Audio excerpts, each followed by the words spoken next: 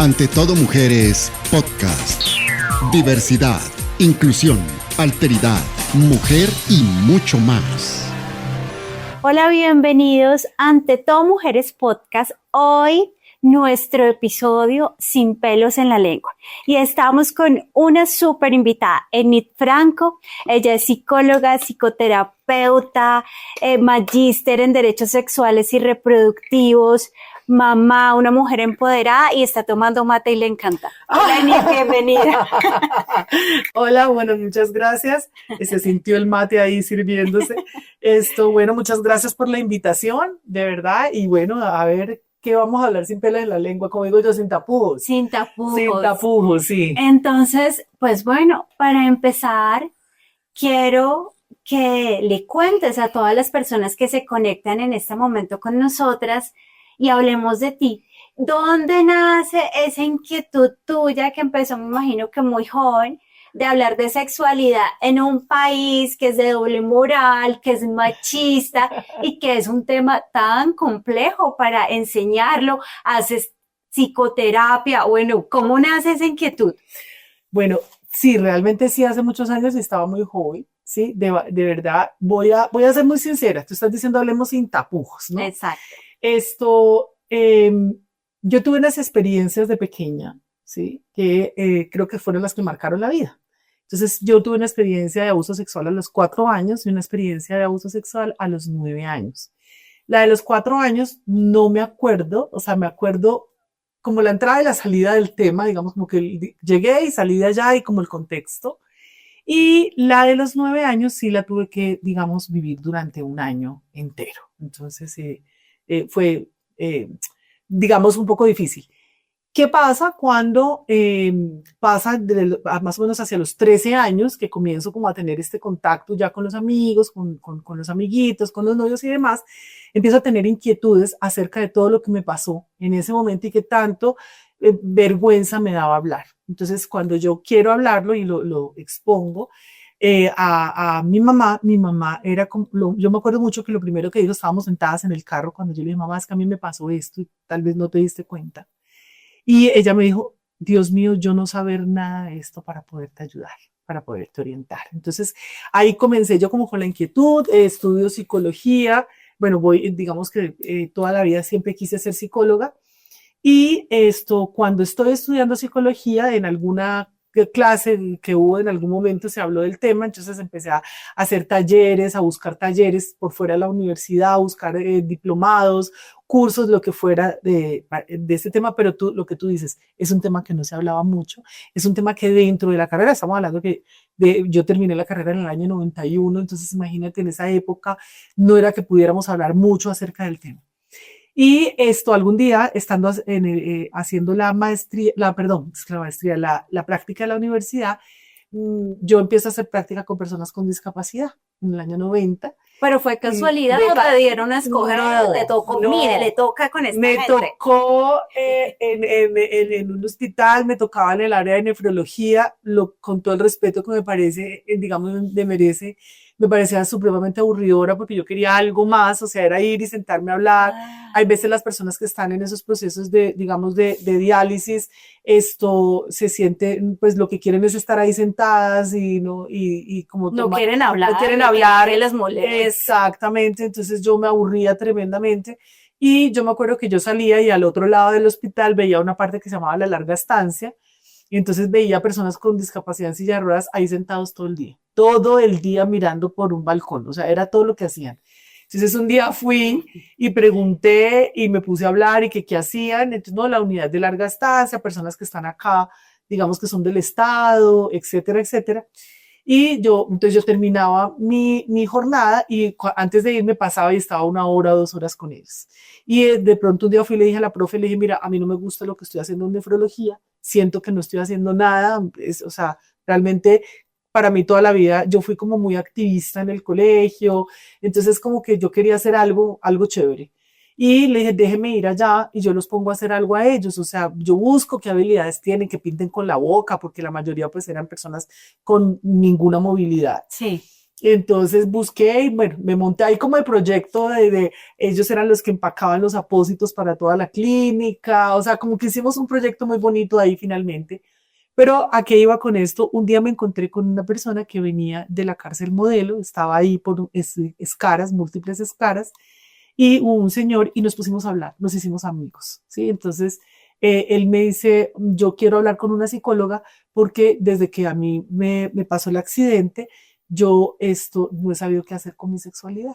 Y entonces, chiquita, en la universidad, digo yo, cuarto año, con todas las Qué susto. inquietudes, fuera de eso, enfrentada, digamos, a trabajar otras cosas, y alguien viene y me dice la sexualidad, yo quedé pues así como quieta.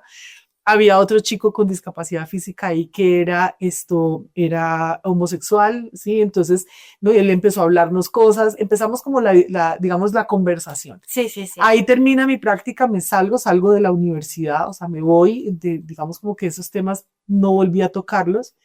Veo dificultades de trabajar con discapacidad, veo dificultades de seguir trabajando algo de sexualidad, entonces pasa el tiempo y nace mi hija, nace María Alejandra.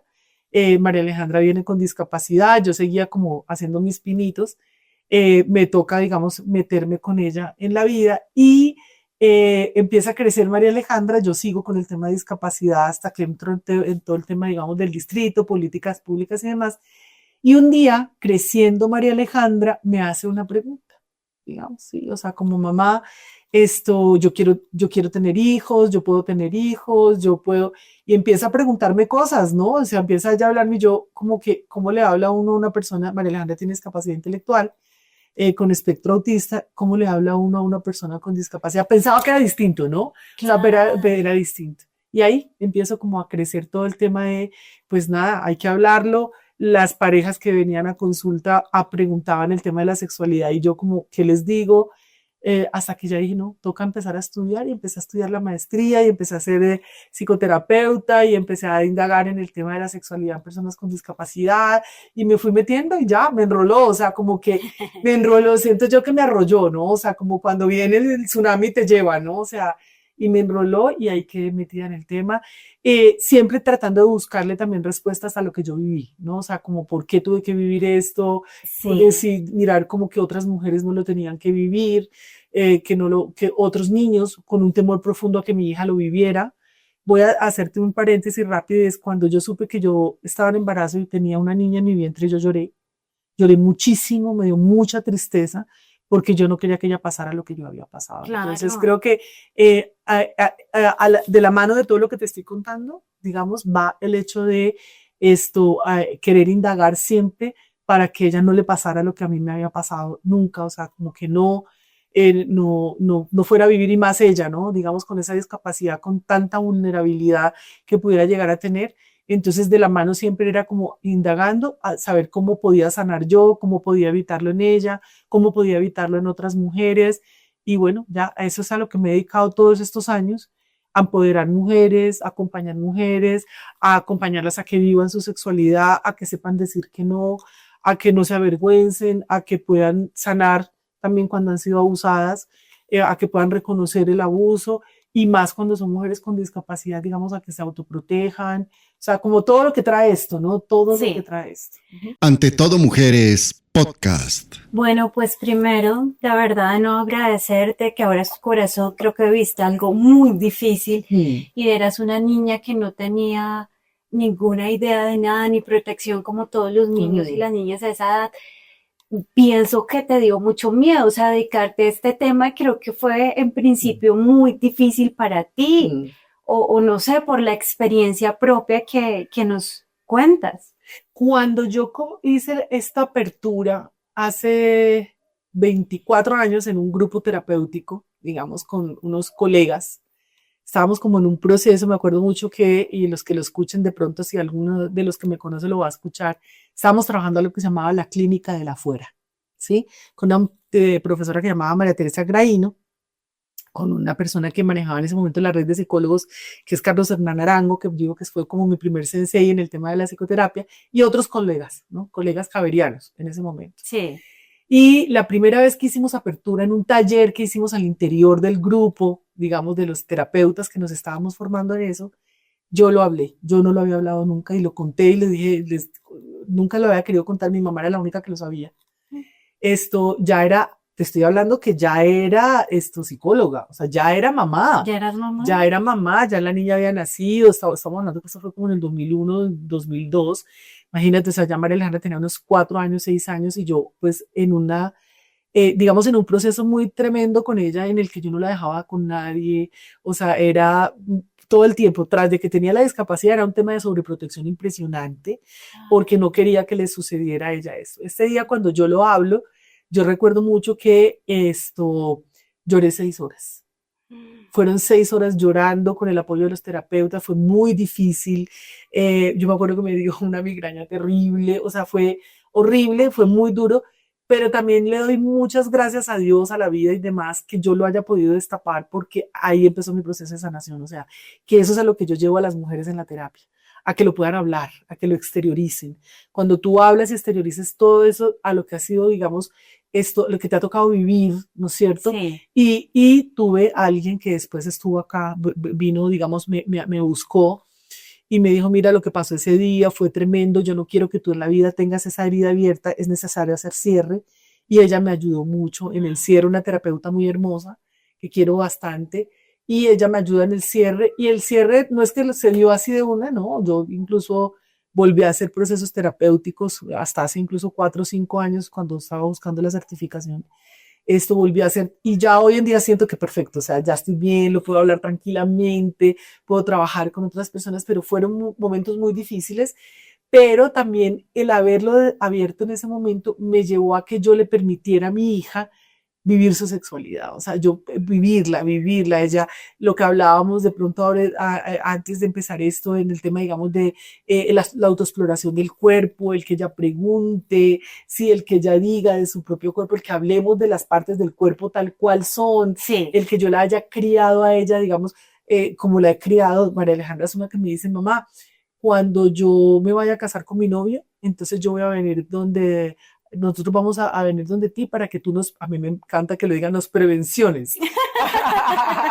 Entonces ella es como claro, para que nos enseñes. Cuando ella me ha visto que de pronto me han llegado digamos, ciertas marcas, me mandan los juguetes sexuales, entonces ella ve los juguetes sexuales y me pregunta y yo le explico, entonces ella me dice, mamá, cuando yo lo necesite, ni siquiera habla de su pareja, sino cuando yo lo necesite, tú me vas a enseñar a utilizarlos y yo sí consideras necesario, te enseño. Mamá, cuando yo quiera ser mamá tal cosa, mamá, cuando yo, o sea, creo que también eso me ha enseñado a dejar de verla a ella como una posible víctima de un abusador sexual y verla como una mujer que puede llegar a experimentar su sexualidad y no tenga que vivir con el miedo que su mamá creció, como tú me estás diciendo, ese miedo, claro, sí, a ser vulnerada, ¿no? Sino que ella sabe perfectamente cómo no debe, con quién no debe, si ve en un momento, digamos, en el que ella diga, esto puede ser peligroso, o pues saberlo decir, saberlo expresar, ¿verdad? O sea, como no me gusta que me toquen así, no me gusta que me abracen de esta manera. Entonces también eso me ha ayudado desde lo personal con ella y de ahí extrapolarlo a las otras personas. María Alejandra ha sido mi conejillo de indias. Ay, Dios mío, pero me está quedando bien educadita. Eso sí. Enid, has tocado un tema súper importante y es, a ninguna familia se le prepara para tener un hijo o hija con discapacidad. Y yo creo que todo el mundo se siente orgulloso de ser negro, se siente o afrodescendiente o de pertenecer a la comunidad LGTBIQ+, o de ser indígena o campesino. Pero decir, y nosotros digamos, con los pensadores de la discapacidad decimos el orgullo ciego, el orgullo de las personas con discapacidad, que está en nuestras formas de hacer. Y tú eres mamá, eres profesional, activista y aparte preparas a otros padres para que sus hijos puedan tener una vida sexual.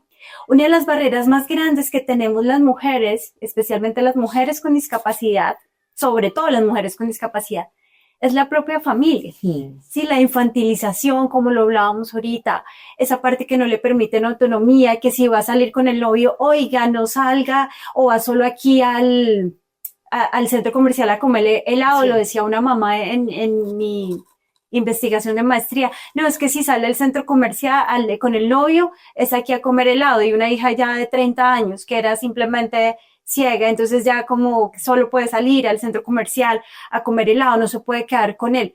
¿Cómo les decimos a los papás, y más que todo a las mamás, porque la mayoría de los casos los papás se van, o a la familia más próxima de esas niñas y mujeres con discapacidad, que también tenemos derecho a una vida sexual placentera, activa, a la información, y que el cohibir tanto lo que está promoviendo en algún momento es el propio abuso sexual, en vez de, digamos, la libertad de vivir plena la sexualidad, lo que tú dices de tu hija, que le enseñas, que ella sabe, que está bien educada. ¿Cómo hacemos? ¿Cómo le decimos? Tú eres mamá, eres profesional, vives de verdad esta situación. ¿Cómo le decimos? Mire, hay que hacer esto y tenga claro qué. Ok, hay una cosa que es muy importante. Estoy tomando anotaciones acá porque para que no se me olvide esto, algunas cosas que te quiere decir. Bueno, primero que todo, el tema de lo que tú decías, a nadie lo han preparado para el tema de la discapacidad, ¿no es cierto? Tú hablabas del orgullo, ¿no es cierto? También hablabas de esto.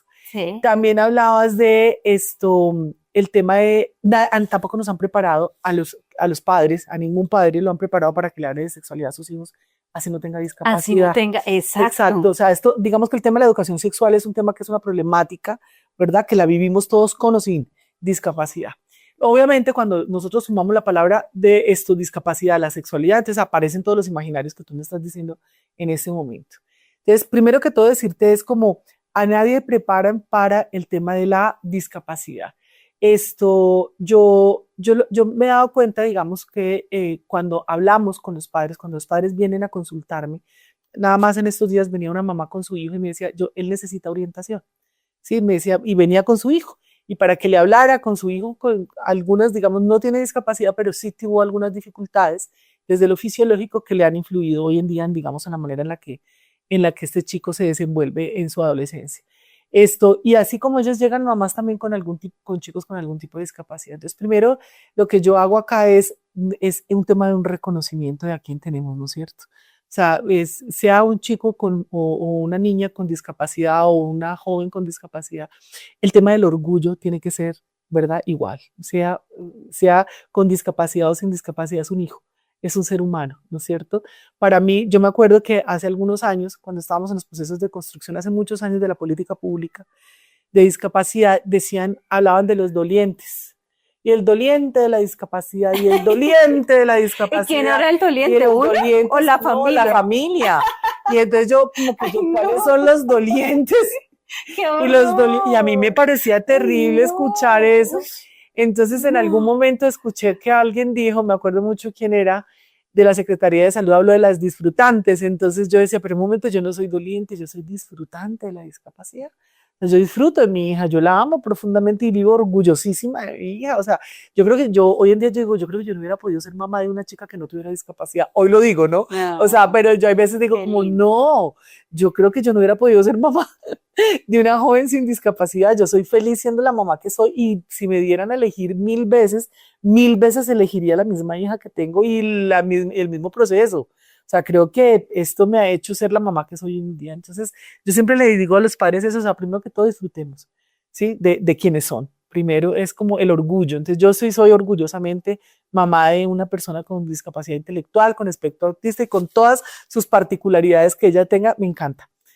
Entonces, eso por un lado. Segundo, el tema de hablar digamos, de la discapacidad, de la sexualidad, por ejemplo, y aquí voy a esto, como no nos han enseñado, ¿verdad?, al tema de ser disfrutante de la sexualidad, de la discapacidad, entonces siempre vemos y crecemos mirándolos como pobrecitos, ¿no? Entonces, muchos de los padres, la mirada es el pobrecito, la mirada de la compasión, ¿no es cierto? O sea, es como siempre, pobre yo que soy mamá pobre él que no va a poder. No, las amigas, ay, pobrecita sí. Fulanita con esa hija, la conduele. Exactamente.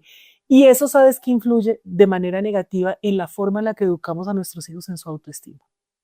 Entonces, si nosotros todo el tiempo nos estamos viendo a nosotros como víctimas de la discapacidad o pobrecita, ¿verdad? Porque yo soy mamá o porque yo tengo discapacidad, ¿verdad? Lo que lo estoy transmitiendo, y lo digo como madre a nuestros hijos, y eso se lo digo a las madres cuando vienen acá, es esa mirada también.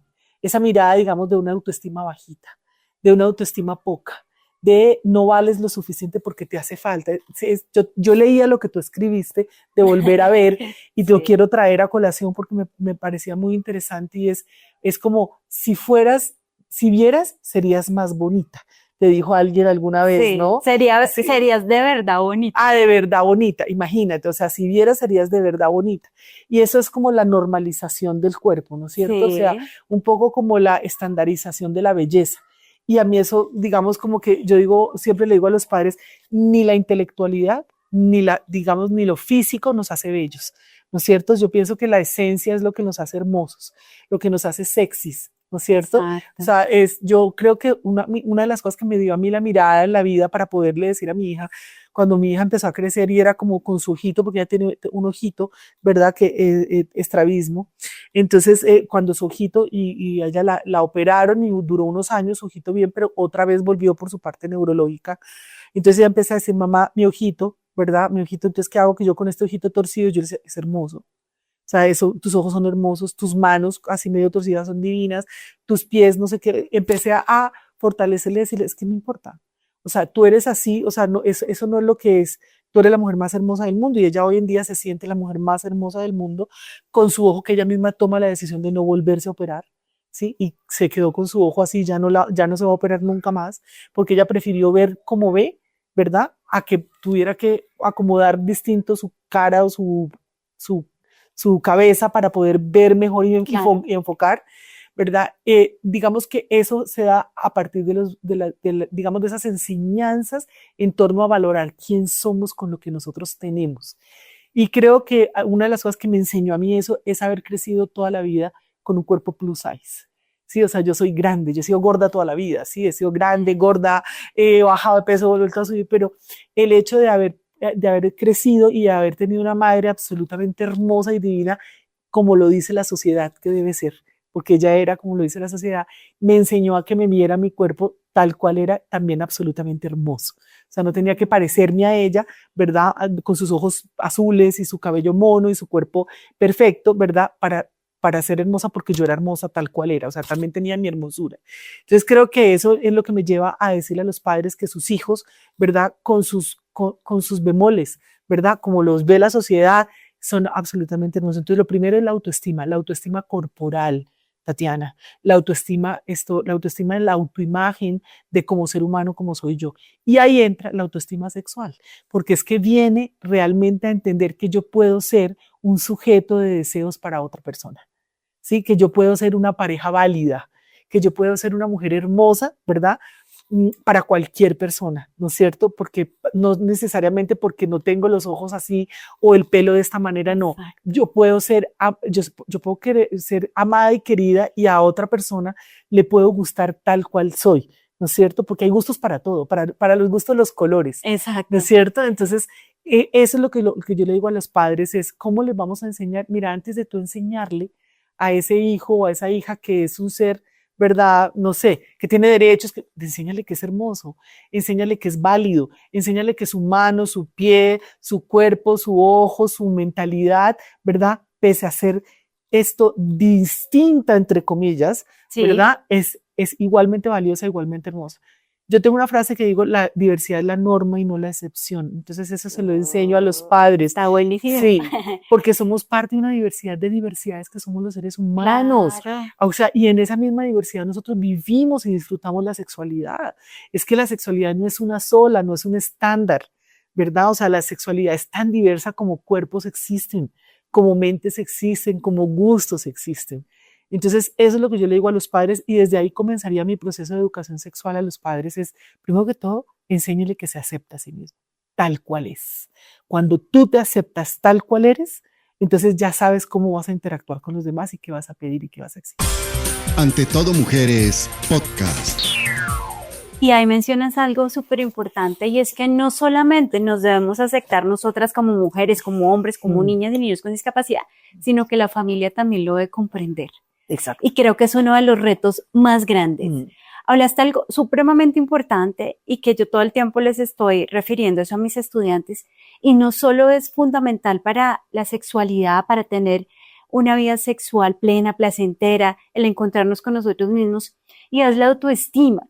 Cuando yo inicio con la Fundación Sirius Una Nueva Luz hace 16 años, pues empecé a trabajar el autocuidado, la autoimagen, porque las mujeres venían muy desarregladas, y yo no estoy hablando de unos estándares de belleza, pero lo mínimo es la higiene, el sentirnos bellas, el tener un pelo que sea cuidado, que nos agrade a nosotros mismas tocarnos, el sentir nuestra piel, etcétera, etcétera. Y eso ha cambiado mucho. Hoy en día veo mujeres con discapacidad y hombres que se cuidan, que se aman y que fortalecen su autoestima. Pero tú como psicoterapeuta, como psicóloga, como experta en estos temas, danos 2 o 3 recomendaciones para cuidar y alimentar la autoestima. Yo pienso que la autoestima es algo de día a día, de diario, que no es algo que debemos hacer cada año, cada 5 años, sino que es algo que debemos fortalecer todos los días. Yo pienso que una de las cosas, yo siempre empiezo por esto, ¿no? O sea, empiezas por quién soy yo, ¿no es cierto? ¿Quién soy? ¿Quién soy? ¿Qué me gusta? ¿Qué no me gusta? ¿Verdad? De mí misma. Esa es una de las cosas que uno tiene que preguntarse. Así parezca algo cliché, ¿sí me entiendes? Pero realmente yo tengo que saber quién soy yo. O sea, quién soy, de dónde soy. Yo ahorita estoy haciendo unos talleres con algunos chicos y estoy en un colegio y me doy cuenta que muchas veces esos chicos no saben quiénes son. Sí, o sea, no saben en dónde viven, no saben quiénes son, no saben. Y es algo tan simple, empezar por ahí. ¿Qué me define a mí, no es cierto? ¿Cómo me defino? Cuando nosotros entendemos que nosotros tenemos, sí, que somos únicos, ¿verdad? Porque yo soy única, es cuando empiezo a entender entonces cómo debo trabajar en esa autoestima y en ese amor propio, ¿no? ¿Qué quiere decir eso? ¿Cuál es el concepto que yo tengo de mí mismo, Tatiana? Es que los autos son muchos, ¿verdad? Entonces, ¿cuáles son las creencias que yo tengo de mí misma que me las han enseñado desde que yo soy pequeña? ¿Sí? ¿Quién soy yo? Ah, es que tú eres muy cansona, o es que tú eres muy, sí, muy distraído. No, es que él no va a poder, nunca lo va a lograr porque es que no es capaz. ¿Sí me entiendes? O sea, todo eso hace que forme esa idea de quién soy yo, esa pregunta de quién soy yo. Entonces, el autoconcepto es lo primero, digamos, que yo diría que hay que empezar a indagar. ¿Qué pienso de mí mismo? ¿Verdad? ¿Cuáles son los roles? ¿Cuáles son las características que yo tengo de mí mismo? ¿Verdad? ¿Qué me han dicho? ¿Cuáles han sido como esas experiencias que yo he tenido en la vida que han hecho el ser lo que soy? Así sea pequeño, no importa, ¿no es cierto? No, y tú oyes chicos de 8 años, 10 años, dicen, ay, yo no sé pintar, es que mi mamá dice que yo no soy capaz de pintar, que yo no pinto, que yo pinto feo, y esas cosas llevan a que esa persona crezca, ¿verdad? Con ese puedo o no puedo. ¿Qué cosas puedo o no puedo lograr? Entonces, esa es una. La otra es la aceptación. Es aceptarse tal y cual es, ¿verdad? Yo no puedo decirle, yo siempre digo, hay personas que dicen, sí, pero es que a mí lo que no me gusta de mí es mi nariz, por decir algo, ¿no es cierto? Y llevamos a personas a que hoy en día estén buscando cómo transformarse la nariz y se hacen 20 cirugías y nunca lo logran, ¿no es cierto? Y es un poco es aceptarse como, esto es con lo que vinimos, ¿no es cierto? Y sobre todo, ¿qué tanta responsabilidad puedo yo llegar a tener con que eso se transforme o se quede ahí? Entonces es que a mí no me gusta mi pelo, por decir algo, ¿verdad? Y entonces, ¿qué tienes que hacer?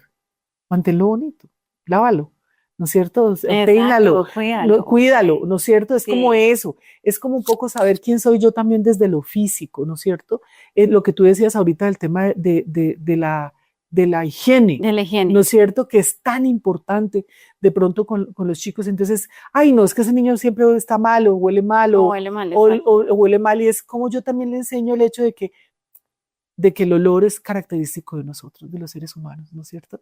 Mira, voy a irme, de pronto, no va a salir un tricitico del tema, pero es que voy a conectarlo con algo que tú hablabas ahorita. El tema, por ejemplo, cuando las mujeres crecemos pensando que nuestros genitales huelen mal, ¿no es cierto? Y eso obviamente va con el tema de la autoestimulación o de la autoexploración corporal. Sí. Entonces no te dejan que te toques el cuerpo, no te dejan que te explores el cuerpo, porque saque la mano de ahí que eso huele mal, quite de ahí no sé qué, lávese las manos, gas, no sé qué, o no me dé besos, que es que huele a babas. ¿Sí me entiendes? O sea, como ese tipo de comentarios que nosotros le hacemos a las personas cuando las personas van creciendo, van formando lo que la persona va pensando de sí mismo. Entonces no me toques porque tú hueles mal, o no te metas la mano allá porque huele mal. ¿Sí me entiendes?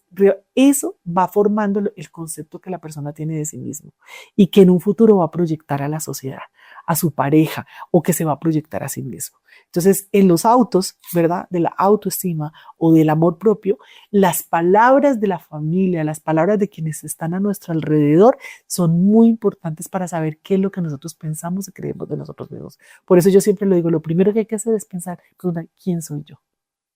Y las palabras, como dice Arturo Escobar, construyen realidades. Sí. Uno de los derechos que más se les vulnera a las mujeres con discapacidad son los sexuales y reproductivos. Una de las causas es que muchas mujeres con discapacidad no conocen sus derechos y además se les ha educado para que sean sumisas, obedientes y que piensen que no son sujetos de deseo y que no tienen derecho a la sexualidad.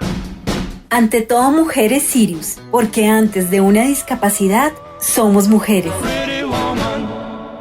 Ante todo Mujeres Podcast. Hola, continuamos en nuestro podcast Ante todo Mujeres y este episodio sin pelos en la lengua, como dice nuestra súper invitada Nit Franco, sin tapujos. Ella, para recordar, es psicóloga, psicoterapeuta, magíster en salud reproductiva y sexual, maestra universitaria, mamá, una mujer empoderada y bueno, que quisiéramos tener muchísimos encuentros con ella. Enid, volviendo a nuestro tema, ¿cómo hacemos, digamos, varias preguntas en una? ¿Cómo hacemos primero para enseñarle a los padres, sobre todo a las madres, a las personas cercanas, a personas con discapacidad, lo importante de la privacidad para propiciar esos espacios de estimulación y también la importancia, por ejemplo, en las mujeres y en los hombres de la masturbación? Ok, primero, ¿cómo hacemos para enseñarles? Es tener en cuenta que uno de los derechos, obviamente, sexuales y reproductivos es el derecho a la privacidad, ¿no? Obviamente la privacidad, y eso es algo que tal vez los padres no entienden, ¿no? Porque es un imaginario, es como que no tienen derecho a la privacidad, no tiene por qué tener la puerta cerrada, no tiene por qué, digamos, tener sus propios espacios. Entonces, por un lado sería ahí, ¿no es cierto? Es como hacer, concientizar a los padres acerca de la necesidad de la individualidad y de la privacidad, ¿no? Eso es una. Dos, que hay comportamientos o hay conductas, obviamente, que la persona puede tener en público, que puede tener en privado y que puede tener en lo íntimo. Entonces, también siento que aquí es una concientización y una sensibilización a padres y a familias, lo mismo digamos a las parejas, en la necesidad de contar con estos espacios. Yo puedo tener una serie de manifestaciones desde lo público, pero también puedo tener unas manifestaciones en lo íntimo y que esas manifestaciones son propias, digamos, mías con mi propio cuerpo, ¿no es cierto? Entonces, eso, digamos, para enseñarle a los padres. La otra también es que los padres puedan entender que hay muchas conductas sexuales que podemos tener los seres humanos y tengamos o no tengamos, digamos, discapacidad, donde necesitamos esos momentos con nosotros mismos, ¿no? Esos momentos no solamente, digamos, desde lo psicológico para poder retraernos o interiorizarnos a nosotros mismos, sino también como esos momentos en los que nos permitan la exploración, ¿no es cierto? La exploración del cuerpo, de las zonas erógenas. No necesariamente, digamos, para estimularse, para tener un orgasmo, ¿sí me entiendes? Sino estimularse para conocerse, para obtener placer, para consentirse, para relajarse. Entonces, eso era por un lado. Y por el otro lado, ¿cuál era la pregunta que se me olvidó? Eran las dos preguntas, ¿me dijiste? Sí, y la importancia de que las mujeres y hombres con discapacidad se reconozcan y experimenten la estimulación. Ok, la otra, digamos, también importante que hay que tener es que la práctica de la masturbación o de la autoestimulación es una práctica natural. Sí, esto es natural del ser humano, es común a todas las personas, a casi todas las etapas de la vida. O sea, aquí hay personas que no digan, no, es que yo nunca lo he hecho, lo han hecho, ¿verdad? Así sean pequeños y no se hayan acordado, pero es una práctica que se da y que se puede dar en todas las épocas de la vida y que tiene una serie de beneficios. Entonces, no sé si me permites de pronto pero por favor, cuáles son los beneficios. La una, que era lo que yo te decía ahorita, que es todo el tema del autoconocimiento, ¿no? Cuando yo tengo a veces consultas con personas o con parejas que tienen dificultades en sus encuentros sexuales o dificultades, por ejemplo, para poder saber para poder satisfacerse. No, es que no es suficiente, no me satisface. Y uno les pregunta, por ejemplo, a las mujeres y les dice, bueno, pero ¿a ti qué te gusta? ¿Qué te gusta que te hagan? ¿Sí? ¿Cómo te gusta sentir? Ay, no tengo ni idea. Y cuando tú vas a mirar un poco, han sido personas que lamentablemente durante su vida han sido privadas del placer de autoestimularse, bien sea por el tema, digamos, de tabúes y demás. Entonces, primero, un tema de autoconocimiento es súper beneficioso. Conocer el propio cuerpo, lo que te decía ahorita, esas zonas del cuerpo que te producen placer. Es importante saber dónde me gusta, qué me gusta, cuánto me gusta, la presión, la intensidad, vuelvo y digo, no solamente en los genitales, sino también en otras zonas del cuerpo, qué me gusta, no, mira, es que si me besas en esa parte, yo no lo voy a lograr, se llaman los inhibidores. ¿No es cierto? ¿Qué zonas del cuerpo es como que las que me inhiben la respuesta sexual o el disfrute del cuerpo? Inhibidores, digamos, todas esas cosas que no nos gustan, ¿son inhibidores? Se llaman inhibidores, y los que sí me gustan se llaman incitadores. Los inhibidores y los incitadores son, digamos, unos procesos interesantes de poder conocer en nuestro propio cuerpo para poder establecer nuestro mapa erótico, ¿no? Entonces, para poder saber qué nos gusta, cuando yo interactúo con otra persona desde la intimidad de mi cuerpo, ¿no es cierto? Pues habrán conductas o actividades sexuales que no me gusta que esa persona haga. ¿Y por qué? Porque me corta un poco, voy a decirlo como lo dicen a veces, me corta la inspiración, ¿no? Dicen un poco como no me permiten que yo disfrute del cuerpo, de pronto un beso o una caricia en una zona del cuerpo. ¿Qué pasa con la autoestimulación? Cuando yo permito, digamos, una autoexploración o autoestimulación, lo que permite es que yo pueda mejorar, obviamente, en la comunicación sexual con mi pareja al decirle qué me gusta y qué no me gusta. Eso sería, digamos, uno de los beneficios de poder entender y conocer el cuerpo desde los inhibidores y los incitadores que me permite la autoestimulación. La otra, la reducción del estrés. La reducción del estrés, ¿no? Entonces, por ejemplo, también se dice y que la masturbación puede, esto libera endorfinas, ¿no? Claro. O sea, la masturbación libera endorfinas, que son unos neurotransmisores que están asociados al placer. Entonces, cuando la persona se autoestimula o se masturba, como le quieran decir, lo que puede generar es una sensación de bienestar, de tranquilidad, de relajación. Entonces, obviamente, reduce el estrés, mejora el sueño, ¿verdad? Y es real, no es digamos una mentira, no es un mito. No es un mito para nada, ¿verdad? Hay personas que, por ejemplo, que antes de dormir lo hacen, practican, digamos, el tema de la masturbación porque les permite relajarse, ya también un poco como, diría yo, como dejar las tensiones del día, ¿no es cierto? Sí. Le permite esa relajación para poder entrar en la fase del sueño. Entonces hay un momento placentero que además les lleva a inducir el sueño de una manera adecuada. Hay otra que también me parece genial, que es el fortalecimiento del suelo pélvico, ¿no? Y sobre todo, digamos, para evitar la vejiga hiperactiva, los problemas de escapes. Exacto, ¿sí? También para el tema, digamos, de las mujeres, pero las personas con vulva, como le decimos hoy en día, digamos, esto les ayuda a, por ejemplo, al fortalecimiento para evitar procesos relacionados con el dolor, que vienen muchas veces contracturas del suelo pélvico o los músculos del suelo pélvico, ¿verdad? Entonces esto también obviamente genera digamos, como una consecuencia positiva en la salud sexual y la salud reproductiva, ¿no es cierto? El fortalecimiento de los músculos del suelo pélvico. Y porque hay otras formas, ¿no? Pero digamos que una de las formas podría también ser la autoestimulación o la masturbación. Ante todo, mujeres, podcast. La otra, por ejemplo, también, la masturbación no solamente es para hacerla de manera sola o individual. Claro. O sea, es una práctica que también se puede realizar en pareja. En pareja. Sí, entonces también es una forma, por ejemplo, segura de experimentar placer sexual sin el riesgo de infecciones de transmisión sexual. ¿Sí? O de un embarazo. O de un embarazo no planeado, exactamente.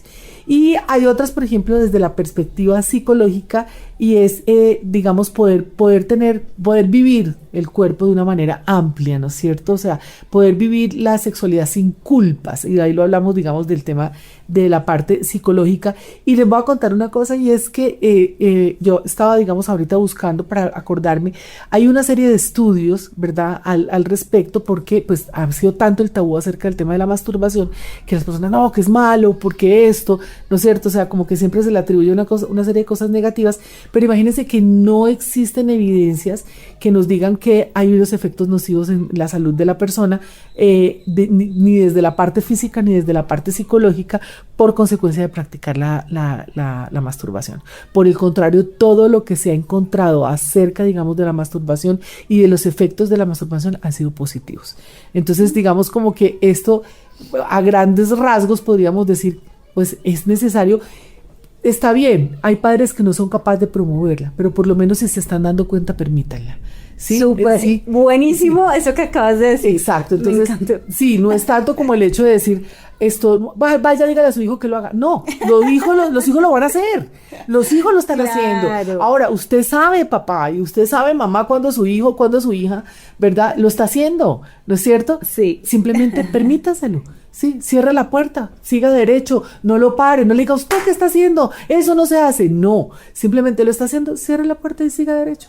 Deje y permítalo que lo haga en su espacio y en su momento, ¿verdad? Porque también está, obviamente, pues viviendo su propia sexualidad a su manera. Entonces, si no lo promueva, por lo menos, si no lo quiere promover, por lo menos no lo prohíba, ¿sí? Ahora, es que no, resulta y llegan a consulta, no, es que este chico que estos que se autoestimula en toda la mitad del patio del colegio, como me pasó, digamos, en alguna oportunidad. Ok, listo, busquemos un profesional que le pueda enseñar a ese chico cómo poder tener esa práctica en lo íntimo, ¿no es cierto?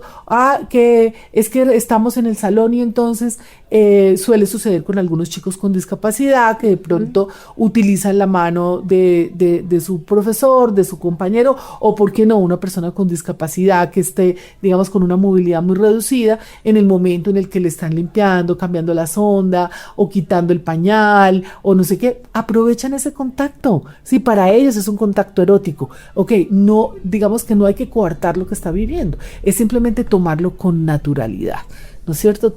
Y permitir que la persona experimente ese contacto placentero con esa zona corporal, ¿verdad? A su manera, ¿verdad? A su manera, porque esa es su forma de vivir la sexualidad, ¿no es cierto? Entonces, vuelvo y te lo repito y cierro con esto, es, si no lo vas a promover, por lo menos no lo prohíbas. No lo prohíbas.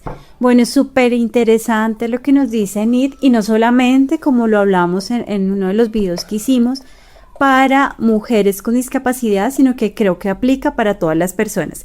Vamos con algo de música, con nuestro productor Jaime Cruz Mendoza, que nos va a hablar de una artista espectacular, y ya volvemos.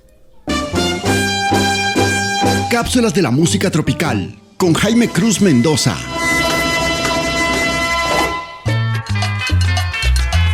Hola, ¿qué tal? Tatiana Rodríguez y los amigos de Ante Todo Mujeres Podcast. Por supuesto, para nuestra invitada Enid Franco. Pues aquí estamos para hablar de lo que nos apasiona, la música, y especialmente de la música tropical, esa música que llevamos dentro y que llevamos tal vez en la sangre, en nuestros corazones, porque hace parte de nuestra propia idiosincrasia. Recordemos que esto de música tropical se utiliza principalmente en los países americanos de habla hispana para referirse a esas diversas variantes de la música movida por allá desde el siglo XIX en la región circundante del Mar Caribe y la región antillana del continente americano. Pues bien, todo esto se remonta a que cuando llegaron los colonizadores a nuestro continente, pues por supuesto, ellos venían acompañados de los esclavos africanos, que poco a poco también se fueron convirtiendo en una población de todo nuestro continente, y ellos fueron trayendo precisamente la música y fueron siendo influencia con sus instrumentos, con sus tamboras, con sus instrumentos de viento en Cuba, en las costas de México, en República Dominicana, en Colombia, por los lados de Cartagena, y todo esto influyó para que poco a poco se conocieran los ritmos antillanos que comenzaron a predominar y que posteriormente fueron la base de esa música que se comenzó a hacer en Nueva York. Cada uno de estos ritmos que venían de Cuba, de las Antillas, indudablemente eran unas corrientes musicales, unos géneros propios. Por esto, los expertos de música dijeron, ¿qué hacemos con tantos géneros musicales reunidos al ritmo del movimiento del cuerpo y de estos instrumentos dando este toque tan único? Dijeron, a esto llamémosle salsa, y allí se crean una cantidad de ritmos que hacen parte indudablemente de la historia de América, y también géneros musicales muy movidos en todos los países de Latinoamérica hacen parte de la música tropical, de la cual estaremos hablando aquí precisamente en estas cápsulas.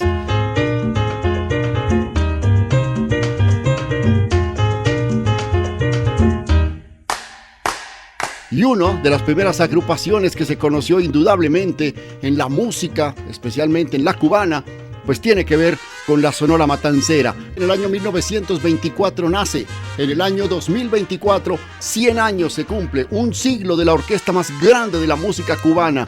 Todo comenzó en la casa de Valentín Cané, en Matanzas, Cuba, en la que un grupo de músicos decidió emprender una aventura musical que se convertiría en un referente y hoy sigue latiendo con mucha fuerza en un mercado en el que brillan géneros como el reggaetón o los ritmos marcados por la música popular o la mexicana. Sí, en Matanzas, Cuba, allí nació la orquesta y por eso se le llamó con el tiempo Sonora Matancera. Claro está que primero fue llamada Tuna Liberal, luego Septeto Soprano y Estudiantina Sonora Matancera, antes de acoger el nombre con el que harían historia y que tuvo en sus filas a cantantes de gran talla, reconocimiento y recordación, y todos ellos bajo la dirección desde el año 1948 hasta prácticamente poco antes de su fallecimiento en el 2001 del guitarrista, cantante y empresario Rogelio Martínez Díaz. Nos despedimos de esta cápsula de la música tropical con el fondo de Cuban Pete, el ritmo cubano de la Sonora Matancera. Gracias a ustedes.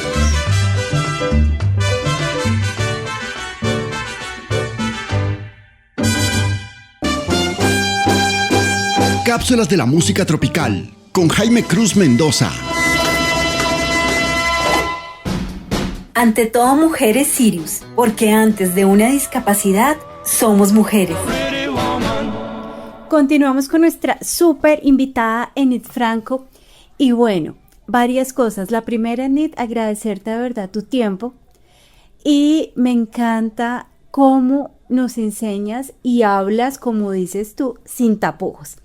Entonces, hoy estamos hablando de mujeres con discapacidad, pero insisto, esto aplica para todo tipo de personas que quieren empezar a explorar en su vida sexual con juguetes sexuales. ¿Cuál sería la primera recomendación y qué juguete, y que nos lo describas un poco, podrían empezar a usar quienes quieran? Bueno, esto, primero que todo, pues hay que tener en cuenta que los juguetes sexuales son como una especie de herramienta para el placer y para la exploración, ¿no?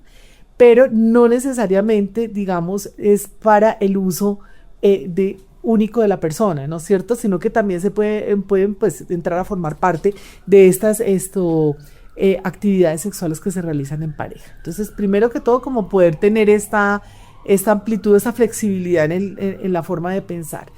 ¿Qué nos ayuda, o digamos, para qué nos ayuda? Para facilitar la estimulación sexual, no única y exclusivamente tampoco los genitales, ¿verdad? Ahorita yo les voy a ir como contando en algunas zonas en las que podemos utilizarlos. Me decías como tipos de juguetes, o sea, ¿qué tipos de juguetes? Para empezar. Sí. Bueno, digamos también es qué es lo que quiero, un poco qué es lo que quiero. Sí. Volvemos a lo mismo y creo que vamos conectando con lo que hemos hablado, ¿no es cierto? Conocernos a nosotros mismos. ¿Qué es lo que estoy buscando? Entonces, ¿qué quiero? Finalmente quiero un juguete que me estimule única y exclusivamente, quiero utilizarlo yo sola, quiero utilizarlo en pareja, ¿verdad? Quiero para que me estimule a mí nomás, quiero un juguete que me permita la penetración, quiero un juguete que no tenga, digamos, que ver con la penetración. Eso es un poco como saber qué es lo que yo quiero, ¿no es cierto? Entonces es más eso, como mirar como hacia dónde quiero dirigir esa interacción con ese juguete, ¿no es cierto? Porque es que tenemos varios tipos de juguetes. Entonces, por ejemplo, tenemos los que son vibradores, sí, ¿no es cierto? Entonces tenemos el que es vibrador, que es el más común de todo, el que encontramos, digamos, que nos puede, digamos, ayudar a explorar las zonas genitales o otras zonas del cuerpo. Existen, por decir algo, vibradores específicos nomás para el clítoris, ¿no? Única y exclusivamente. Hay uno que yo les recomiendo que lo exploren o que lo busquen, que se llama La Rosa, ¿sí? Personalmente el que más me gusta. ¿Y cómo es? Es una rosa. Es una rosa. ¿Es una rosa? Es una rosa que tiene en el centro un huequito, ¿verdad? Que tiene una serie de movimientos y de vibraciones y succiona el clítoris. Solo es una rosa, o sea, es como el capullo de la rosa, ¿verdad? Sí. No tiene extensión, no permite penetración, nada, solamente para estimular. Te sirve para estimular el clítoris, succiona el clítoris, entonces estimula el clítoris, pero también te sirve, por ejemplo, si te gusta usarlo en los pezones. Claro. Entonces lo puedes poner en los pezones, también estimula los pezones. Tú sabes que hay una conexión importante entre el pezón y el clítoris, o digamos la excitación. Sí, sí, Entonces, pues puedes, si necesitas algún tipo de estimulación en el pezón, que te ayude, digamos, a aumentar la excitación. Y Entonces, se consigue así. Quiero la rosa. comprar la rosa. La rosa. Hay digamos que la rosa tiene unas variaciones, entonces hay una que tiene como una especie de extensión delgaditica que te permite también como la penetración, entonces ponerlo y estimular, por ejemplo, la zona interna, lo que se llamaba comúnmente la zona G, que en algún otro podcast hablamos de que ya no hablamos de la zona G, pero que estimula, digamos, la parte interna, o sí, digamos la vagina, digamos el canal vaginal, que nos ayuda también, o si lo quieres poner, digamos, esa extensión también en el ano, digamos, depende de donde lo quieras utilizar, pero lo consigues como la rosa. Hay unas rosas que tienen en ese huequito como una especie de lengüita que se mueve también, que hace como las veces de un, digamos, lo que llamamos un cunilingus, o digamos la estimulación del clítoris. Entonces digamos que hay muchas, pero digamos que la rosa que succiona, la original, pues es esa, la que no tiene nada, sino solamente un succionador. Hay otra que la marca, yo creo que de pronto voy a hablar de marca, pero no sé, que se llama el Satisfyer, que son succionadores de clítoris, ¿no? Sí. Digamos que tenemos esos. Hay otros vibradores que nos permiten, digamos, la penetración, ¿no? Entonces también, que hay unos que tienen, por ejemplo, el succionador de clítoris, el clítoris con su extensión tipo, digamos, pene para la penetración, con movimientos que entonces a la vez que va succionando el clítoris, pues va obviamente estimulando la parte interna o de la vagina. O hay otros que también tienen extensores y pues obviamente también estimulan la parte anal y demás. Entonces es como qué quiero, hacia dónde quiero, digamos, irlo. Hay unos que tienen múltiples niveles, entonces más fuerte, más cambia la forma en la que pulsa, entonces pulsa como martillando, pulsa sentido, seguido, etcétera. Digamos, el todo es ir a una tienda y decir yo quiero explorar, y allá te los van a mostrar. Claro. Y para ver como qué tipo digamos, de satisfacción quiero tener, ¿no? Exacto. Están los dildos, ¿verdad? Que son los juguetes que no vibran, ¿sí? Que también están diseñados para la penetración anal o la penetración vaginal, ¿no es cierto? Estamos hablando única y exclusivamente de mujeres, pero también hay este tipo de juegos para hombres, de juguetes para hombres, pero bueno, eso lo hablaremos seguramente en otro momento. Pero digamos que están los dildos. El dildo es simplemente un juguete, no vibra, no tiene energía, no se carga, no nada, sino generalmente son de silicona, ¿verdad? Son de silicona médica, que es tal vez uno de los mejores materiales, porque son más higiénicos, porque se pueden lavar, porque sí, digamos es de más fácil uso, porque son más flexibles. Hay unos que existen, por ejemplo, también, a mí me encantan estos. Hay unos juguetes que se pueden poner, por decir algo, en el panty, y se deja, se coloca y se prende, y lo puedes utilizar bien sea mediante una app, o le puedes dar a tu pareja, sí. Exacto, y pueden estar, esto lo utilizan mucho las parejas que están, digamos, en ciudades distintas, o están a distancia, entonces lo pueden utilizar también en donde pues la otra persona es la que maneja ¿cómo se llama? El juguete, ¿verdad? Poniéndole también, obviamente, la intensidad, o lo prende cuando quiera, o sea, como que son juegos entre pareja, pero también lo puede usar la misma persona, ¿no es cierto? O sea, simplemente se lo pone y lo enciende y lo maneja a control remoto. Están, por ejemplo, también, las bolas de Kegel, ¿no es cierto? Que son estas que se utilizan, bien sea para fortalecer el suelo pélvico, también como ¿pero son las mismas chinas? Como las bolas diferentes? Chinas, como las bolas chinas, sí, como las bolas chinas, digamos, también. Pero yo siempre le digo a las personas si usted va a utilizarlas, preferible que lo haga, digamos, en acuerdo o en conocimiento con su ginecóloga, ¿no es cierto? Porque hay mujeres que tienen contracturas del suelo pélvico a las que no les favorece, por ejemplo, la estimulación a nivel digamos, de las esferas de Kegel o de los ejercicios de Kegel. Entonces es más como un poco orientado por ese lado. Digamos, hay otros que son los juguetes anales también, obviamente, que son, por ejemplo, dilatadores, que sirven, obviamente, pues, para ir preparando el ano para cuando, pues, la persona quiere tener una práctica sexual desde lo anal, y también, obviamente, le ayudan a que la persona pueda explorar qué tan posible o placentero puede ser para ella esa práctica, ¿no es cierto? Digamos como que a grandes rasgos. Entonces, para comenzar, los dirías, conózcase a sí misma, diga qué es lo que quiere obtener, y pues si quiere comenzar con algo y no quiere algo penetrativo, pues la rosa. La rosa. Y sí, esa, la famosa rosa. Si quiere algo penetrativo, pues entonces búsquese un vibrador, obviamente que sea acorde a su tamaño, no se lo busque pues de pronto el más grande, porque de pronto, sí, claro, porque usted no sabe realmente si eso le va a producir. El tamaño no siempre es lo mejor, créanme, Sí, o sea, sí. aquí lo importante es lo que hace, cómo se usa. Listo, eso digamos sería, y beneficios un poco contándotelos como para aparejarlo con lo que hablamos ahorita de la autoestimulación. Está todo el tema también de permite a las personas experimentar y conocerse a sí mismas, estas nuevas sensaciones que pueden surgir a partir, digamos, de introducir un juguete. Un juguete. ¿Verdad? También, por ejemplo, a ella misma o a la pareja, pues le puede agregar un poco como de diversificación de la vida sexual y de la interacción con el otro. No siempre va a ser lo mismo, solo Claro, nosotros, sino que total. vamos a introducir, digamos, algo más.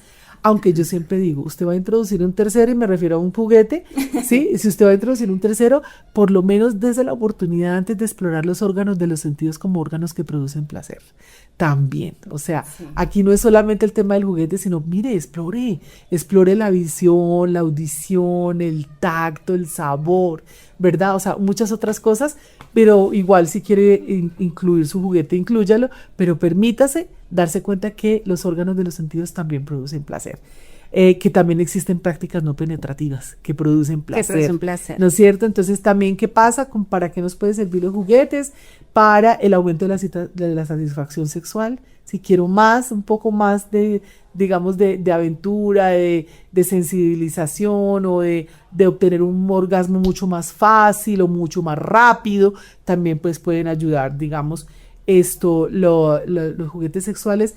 Y en otros casos, cuando también pues necesito quiero realizar una práctica con alguien, pero no tengo, digamos, esta seguridad en cuanto al tema de la protección, ¿no es cierto? Entonces también nos ayuda, son útiles para personas con que pues digamos que quieren prevenir infecciones de transmisión sexual en el momento del encuentro, embarazos no planeados, pero también aquí, y voy a aterrizar en el tema que me gusta, son facilitadores de pronto para personas con algún tipo de discapacidad, o personas, por ejemplo, que tienen dificultades en la movilidad o disfunciones sexuales, obviamente, que les permiten tener, digamos, acceso al placer sexual de una manera distinta, ¿no?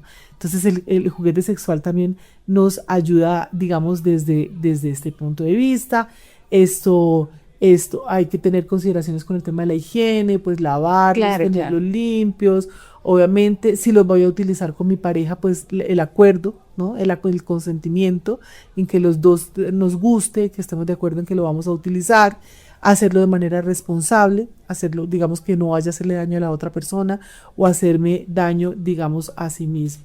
Pues obviamente esto sería como a grandes rasgos responderte la pregunta sobre el querer, por ejemplo, incluir el tema de los juguetes sexuales en los procesos, digamos, de autoestimulación o en las prácticas sexuales con la pareja, que ayudan, siempre traen beneficios, obviamente si son bien utilizados y se tienen, digamos, claridad sobre para qué se quieren. Ante todo Mujeres Podcast. Listo, Anit, mira, primero agradecer tu tiempo, porque como ya le dije a todos los que nos están acompañando hoy, en cualquier lugar del mundo y en cualquier espacio, vives muy ocupada. Y pedirte, o más bien invitarte, si podemos tenerte en otras ocasiones. Tenemos muchos temas para hablar, Claro que el dolor en la vulva, asistente sexual, Sí. el erotismo, Sí. bueno, tantas cosas que podemos aprender de ti. De verdad, agradecer tu tiempo, agradecer ese compromiso acá que me dices que sí, Sí, claro y que sí. preguntarte para finalizar que nos des 3 recomendados: un libro, música o una canción, y algo de comer Ok. que te guste, Que me sugieras, encante. Bueno, sí. un libro. libro. Para las mujeres que les interesa este tema y quieren, digamos, hacer este proceso que yo les decía como de autoconocimiento, hay un libro que se llama Sexpodérate. una placentera guía para conocernos y disfrutar nuestra versión erótica, nuestra mejor versión erótica de Valeria Devotas, ¿verdad? Lo consiguen en Amazon, lo consiguen en Busca Libre o en las librerías. O sea, tú vas a las librerías y lo consigues. No hay excusa para leerlo, No. están todos los formatos, hasta en audiolibro. Exactamente. Es de Editorial Sin Fronteras, me gusta mucho. Y bueno, pues además de todo, fui la revisora científica, así que garantizo que tiene un buen contenido serio, ¿sí? Un contenido, a pesar de que es un libro que nos permite, digamos, hacer ejercicios, hacer actividades para poder profundizar en nosotros mismos, pues les garantizo que tiene un contenido que es verídico, ¿no? Científico. No es, digamos, esto de pronto que hay personas que dicen cosas que no son. No, aquí es real. Bueno, eso sería 1. 2, música, dependiendo de para qué quieras la música. Si es una música que quieres para relajarte, para descansar.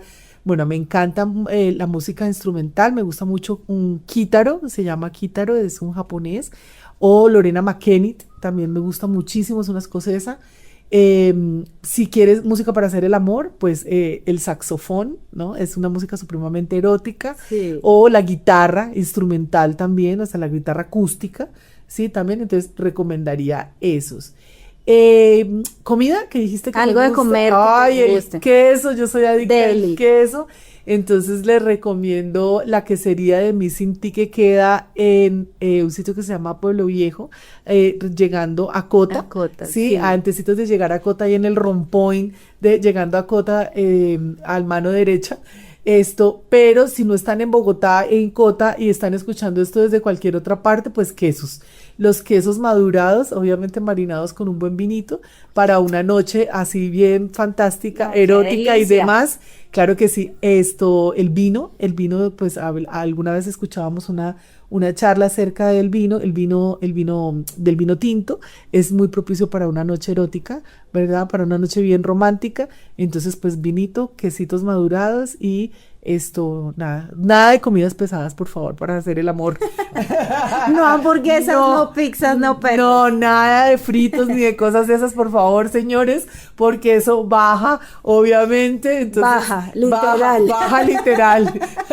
Baja la gana. Pero es un poco como eso, más bien, cosas suaves, ¿verdad? Y nada, comidas eróticas. Y si son en la piel del otro, pues más ricas todavía. Ay, Denise, muchas Gracias a ti. gracias, qué alegría. A ustedes, gracias por escucharnos, síganos acompañando en la producción Germán Uribe Suárez, Jaime Cruz Mendoza y quien está con ustedes hoy, Tatiana Rodríguez. Muchas gracias. Ante todo Mujeres Podcast se emite desde Bogotá, Colombia. Dirección General Tatiana Yelena Rodríguez. Producción General Jaime Cruz Mendoza. Colaboración especial Marta Elizabeth Mojica, Santiago Santa Coloma Salgado, Germán Uribe Suárez. Con el apoyo de la Fundación Sirius Una Nueva Luz, Ante todo Mujeres Sirius y Café a Ciegas. Si deseas contactarnos, puedes escribir al correo electrónico fundacionsirius@hotmail.com o antetodomujeressirius@gmail.com. También al WhatsApp +57 310 570 2702. Ante todo Mujeres Podcast. Diversidad, inclusión, alteridad, mujer y mucho más.